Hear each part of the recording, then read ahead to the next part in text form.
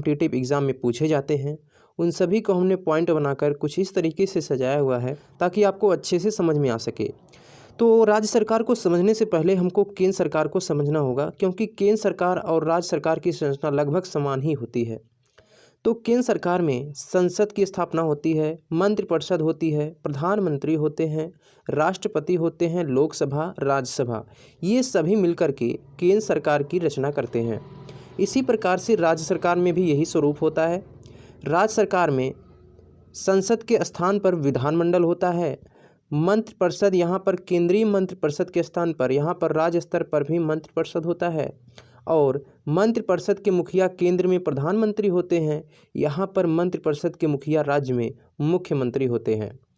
जिस प्रकार से संसद के 3 अंग होते हैं, राष्ट्रपति, लोकसभा, राज्यसभा, उसी प्रकार से राज्य के विधानमंडल में भी 3 अंग होते हैं, राज्यपाल, विधानसभा, विधान परिषद। तो इस प्रकार से आप समझ सकते हैं कि हमको राज्य सरकार में क्या क्या पढ़ना होगा। तो विधानमंडल पढ़ना है, विधानमंडल के बाद मंत्रिपरिषद, फिर मुख्यमंत्री, फिर इसके बाद राज्यपाल, विधानसभा, विधान परिषद को हम लोग इसी चैप्टर में कवर कर लेंगे। तो इस प्रकार से हमारा इस चैप्टर में राज्य सरकार में 3-4 टॉपिक बनेगा, इसको हम अच्छे से पढ़ लेंगे। केंद्र सरकार में हमने सभी का वीडियो बना रखा है, संसद, मंत्रिपरिषद, प्रधानमंत्री। तो अगर आपको हमारा वीडियो अच्छा लगता है तो इससे आप पढ़ सकते हैं। तो राज्य सरकार में सबसे पहले हम लोग पढ़ेंगे विधानमंडल के बारे में। तो आइए विधानमंडल की चर्चा कर लेते हैं, जितने भी क्वेश्चन बनते हैं यहाँ से सबको देख लेते हैं। सबसे पहले यहाँ से पूछा जाता है विधानमंडल की रचना किस अनुच्छेद के तहत की गई है, यानी राज्यों में विधानमंडल का गठन अनुच्छेद 168 के तहत किया गया है। ये क्वेश्चन एग्जाम में पूछा जाता है, तो अनुच्छेद आप याद रखेंगे। यहाँ पर यह भी पूछा जाता है कि विधानमंडल के कितने अंग होते हैं, तो राज्यपाल 3 अंग होते हैं, राज्यपाल, विधानसभा और विधान परिषद। पर यहाँ पर ये आवश्यक नहीं होता कि विधानमंडल में दोनों सदन की आवश्यकता होती है। विधानमंडल में दोनों सदन की आवश्यकता नहीं होती है, विधान परिषद की आवश्यकता नहीं होती है। कहने का अर्थ यह है कि राज्यपाल और विधानसभा अगर है तब भी विधानमंडल की रचना हो जाती है। तो यहाँ से ये क्वेश्चन बनता है कि क्या विधानमंडल में दोनों सदन की आवश्यकता होती है, तो नहीं, विधान परिषद की आवश्यकता नहीं होती है। तो कहीं कहीं पर बना दिया जाता है विधान परिषद। तो आइए जान लेते हैं ऐसे कितने राज्य हैं जहाँ पर विधान परिषद की स्थापना की गई है। विधानमंडल में दोनों सदन की आवश्यकता नहीं होती, ऐसा हमने बता दिया है। विधानसभा व विधान परिषद सदन वाले 6 राज्य हैं, दोनों सदन वाले 6 राज्य हैं और बाकी सभी राज्यों में केवल एक ही सदन है। तो ऐसे कौन कौन से राज्य हैं जिसमें दोनों सदन हैं, बार बार एग्जाम में पूछा जाता है। पहला उत्तर प्रदेश, बिहार, जम्मू कश्मीर, कर्नाटक, महाराष्ट्र और आंध्र प्रदेश। इन 6 राज्यों का नाम आप याद रखेंगे, बार बार एग्जाम में पूछा जाता है। शेष राज्यों में केवल एक ही सदन है, कौन सा? विधानसभा सदन है, ये बात आप याद रखेंगे।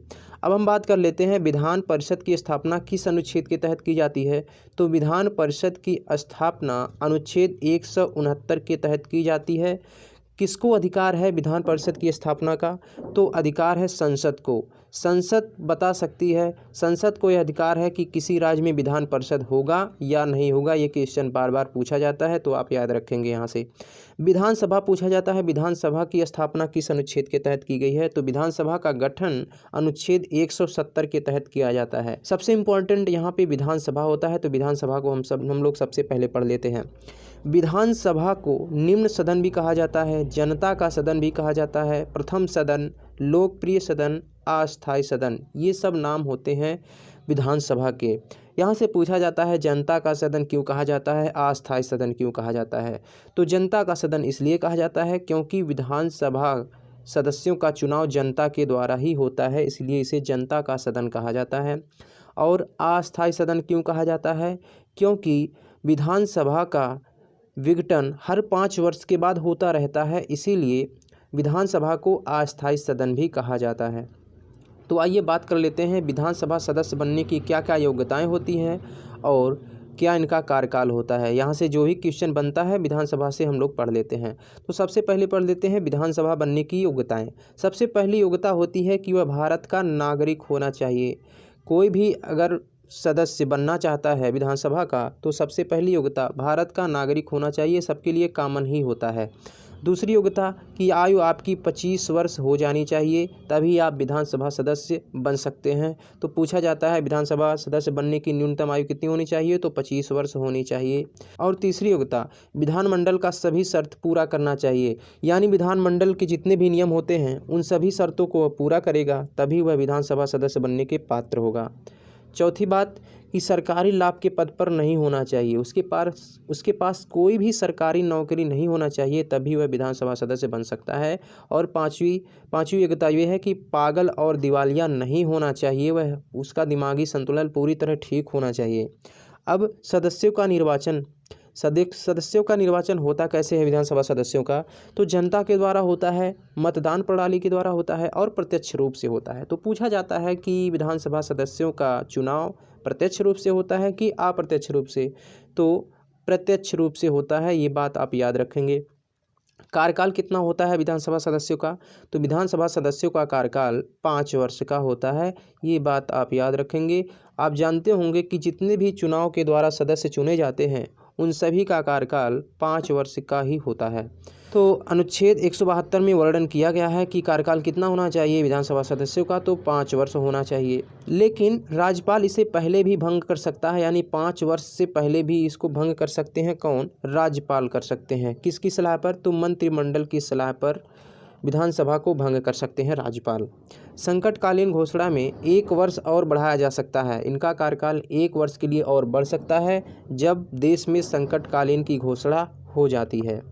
आइए बात कर लेते हैं कार्यकाल और आयु से संबंधित कुछ ऐसे क्वेश्चन जो बार बार एग्जाम में पूछे जाते हैं, और कॉमन चीज़ें यहाँ से बनाकर याद रखेंगे तो हमेशा दिमाग में याद रहेगा। तो याद कर लेते हैं, राष्ट्रपति, उपराष्ट्रपति और राज्यपाल, इन तीनों के लिए न्यूनतम आयु 35 वर्ष रखी गई है बनने के लिए, ये बात याद रखेंगे, बार बार पूछा जाता है। किसके लिए? राष्ट्रपति, उपराष्ट्रपति और राज्यपाल के लिए न्यूनतम आयु 35 वर्ष होनी चाहिए। और इनका कार्यकाल कितना होता है, तो कार्यकाल इनका होता है 5 वर्ष का। राज्यपाल का भी कार्यकाल कितना होता है, तो 5 वर्ष का। प्रधानमंत्री हो या मुख्यमंत्री हो, दोनों को बनने के लिए न्यूनतम आयु कितनी होनी चाहिए, तो 25 वर्ष होनी चाहिए, इनका भी कार्यकाल 5 वर्ष का होता है। लोकसभा सदस्य बनना हो या विधानसभा सदस्य बनना हो, तो दोनों के लिए न्यूनतम आयु कितनी होनी चाहिए, तो 25 वर्ष होनी चाहिए, इनका भी कार्यकाल 5 वर्ष का होता है। राज्यसभा सदस्य बनना हो या विधान परिषद का सदस्य बनना हो, तब भी न्यूनतम आयु कितनी होनी चाहिए, 30 वर्ष होनी चाहिए, और इनका कार्यकाल 6 वर्ष का होता है। यहाँ से आप बात याद रखेंगे, जिनकी न्यूनतम आयु 30 वर्ष होगी जिस सदस्य की बनने के लिए, उनका कार्यकाल 6 वर्ष का होगा। तो इस तरीके से आप भूलेंगे नहीं, याद रखेंगे। तो यहाँ से इस टेबल से इतने क्वेश्चन आप अच्छे से याद रख सकते हैं। आइए बात कर लेते हैं विधानसभा सदस्यों की अधिकतम संख्या और न्यूनतम संख्या कितनी रखी गई है किसी भी राज्य में। तो किसी भी राज्य में विधानसभा सदस्यों की संख्या 500 से अधिक नहीं हो सकती, यानी अधिकतम संख्या 500 रखी गई है। और न्यूनतम संख्या कितनी होनी चाहिए, तो न्यूनतम संख्या 60 से कम नहीं होनी चाहिए किसी भी राज्य में विधानसभा सदस्यों की। तो अपवाद के रूप में कुछ ऐसे राज्य हैं जहां पर 60 से कम विधानसभा सीटें हैं। कौन कौन से ऐसे राज्य हैं, बार बार एग्जाम में पूछा जाता है, कौन कौन से ऐसे राज्य हैं अपवाद के रूप में जहाँ से 60 से कम विधानसभा सदस्य हैं। तो आप नाम याद रखेंगे, सिक्किम, मिजोरम, गोवा, अरुणाचल प्रदेश। कौन कौन से चारों राज्य? सिक्किम, मिजोरम, गोवा, अरुणाचल प्रदेश, ये चारों नाम आप याद रखेंगे राज्यों का। यहाँ से क्वेश्चन बार बार बनता है। अब पूछा जाता है कि सबसे कम विधानसभा सदस्य किस राज्य में हैं, तो सबसे कम विधानसभा सदस्य सिक्किम में है। विधानसभा सीट सबसे कम कहाँ पे है? सिक्किम में। कितनी सीट है, तो पूछ लिया जाता है, 32 सीटें हैं सिक्किम में। और पूछा जाता है सबसे अधिक विधानसभा सदस्य किस राज्य में है, तो उत्तर प्रदेश में है। कितनी सीटें हैं? 403 सीटें हैं। विधानसभा की कितनी सीटें हैं? 403 सीटें हैं उत्तर प्रदेश में। लेकिन यहाँ से ये भी पूछ लिया जाता है कि अगर उत्तर प्रदेश में एक सदस्य का मनोनयन राज्यपाल कर देते हैं तब कितना सदस्य हो जाते हैं, तो उत्तर प्रदेश में तब 404 सदस्य हो जाते हैं। लेकिन सामान्यतः कितने हैं, तो 403 सदस्य हैं। ये क्वेश्चन पूछा जाता है, याद रखेंगे आप। अब हम पढ़ लेते हैं विधान परिषद के बारे में। विधान परिषद से बहुत ही कम क्वेश्चन बनते हैं एग्जाम में, तो जितने भी क्वेश्चन बनते हैं यहाँ से हम देख लेते हैं। तो विधान परिषद को द्वितीय सदन कहा जाता है, उच्च सदन कहा जाता है और अस्थायी सदन कहा जाता है। अस्थायी सदन इसलिए कहा जाता है क्योंकि विधान परिषद में 2/3 सदस्यों का निर्वाचन हर 2 वर्ष के बाद होता रहता है तथा 2/3 सदस्यों का विघटन हर 2 वर्ष के बाद होता रहता है। तो इसलिए 2 वर्ष में विधान परिषद के कुछ सदस्य चुने भी जाते हैं और कुछ सदस्य निष्कासित भी किए जाते हैं। इसलिए ये हमेशा ये सदन बना रहता है, इसलिए इसको अस्थायी सदन कहा जाता है। तो विधान परिषद सदस्यों की संख्या होनी कितनी चाहिए, तो यहाँ पर ये उल्लेखित किया हुआ है कि विधानसभा की संख्या का 1/3 होनी चाहिए। क्वेश्चन पूछा जा चुका है कि विधान परिषद सदस्यों की संख्या कितनी होनी चाहिए, तो विधानसभा की संख्या का 1/3 होना चाहिए, परंतु 40 से कम भी नहीं होना चाहिए। अभी हम लोगों ने देखा कि विधानसभा सदस्यों की न्यूनतम संख्या कितनी होनी चाहिए, 60 से कम नहीं होनी चाहिए, लेकिन विधान परिषद के सदस्यों की संख्या कितनी नहीं होनी चाहिए, तो 40 से कम नहीं होनी चाहिए। ये भी क्वेश्चन पूछा जाता है, तो आप याद रखेंगे विधानसभा की न्यूनतम संख्या 60 और विधान परिषद की न्यूनतम संख्या 40, ये आप याद रखेंगे। यहाँ से ये भी पूछा जाता है कि 1/6 सदस्यों का मनोनयन राज्यपाल के द्वारा किया जाता है। तो पूछा जाता है कितने सदस्यों का मनोनयन राज्यपाल के द्वारा होता है, तो 1/6 सदस्यों का मनोनयन राज्यपाल के द्वारा होता है। आइए अब बात कर लेते हैं विधान परिषद की सदस्य बनने की योग्यता क्या होती है। तो विधान परिषद की सदस्य बनने की योग्यता वही होती है जो विधानसभा की योग्यता होती है। बस यहाँ इसमें केवल आयु का अंतर होता है। यहाँ पर आयु बढ़ा करके 30 वर्ष कर दिया जाता है, तभी कोई व्यक्ति पात्र हो सकता है विधान परिषद सदस्य बनने का, जब उसकी आयु 30 वर्ष हो जानी चाहिए। और इनका कार्यकाल कितना होता है, तो कार्यकाल इनका 6 वर्ष का होता है। हमने बता दिया था अभी कि 30 वर्ष जिनका न्यूनतम आयु होगा उनका कार्यकाल 6 वर्ष ही रखा गया है। ये बात अगर आप याद रखेंगे तो यहाँ से क्वेश्चन नहीं भूलेंगे। अब जितने भी क्वेश्चन छूट गए हैं उनको हम महत्वपूर्ण बिंदु में कवर कर लेते हैं। महत्वपूर्ण बिंदु में पहला पॉइंट ये है कि केवल 2 केंद्र शासित प्रदेश में विधानसभा है। जितने भी केंद्र शासित प्रदेश हैं उसमें विधानसभा नहीं है, उसमें केंद्र शासित प्रदेश में लोकसभा प्रतिनिधित्व करती है, उसमें ना तो विधानसभा है ना ही विधान परिषद है। लेकिन 2 ऐसे केंद्र शासित प्रदेश हैं जहां पर विधानसभा है। तो कौन कौन से हैं, नाम पूछा जाता है और उनकी संख्या भी पूछी जाती है। तो दिल्ली में विधानसभा है और विधानसभा की सदस्यों की संख्या 70 है, ये बात याद रखेंगे। और पुद्दुचेरी में भी विधानसभा है और पुद्दुचेरी में विधानसभा सदस्यों की संख्या 30 है, ये भी आप याद रखेंगे। तो 70 और 30 विधानसभा सदस्य हैं दिल्ली और पुद्दुचेरी में, ये बात याद रखेंगे, बार बार पूछा जाता है। 84वें संविधान संशोधन के अनुसार यानी 2002 में ये ऐसा संशोधन हुआ था कि 2026 तक विधानसभा सदस्यों की संख्या नहीं बदलेगी, यानी जितने भी विधानसभा सदस्य हैं किसी भी राज्य में वह 2026 तक यही रहेगी। तो ये क्वेश्चन पूछा जाता है, तो कब तक नहीं बदल सकते, 2026 तक नहीं बदल सकते विधानसभा सदस्यों की संख्या।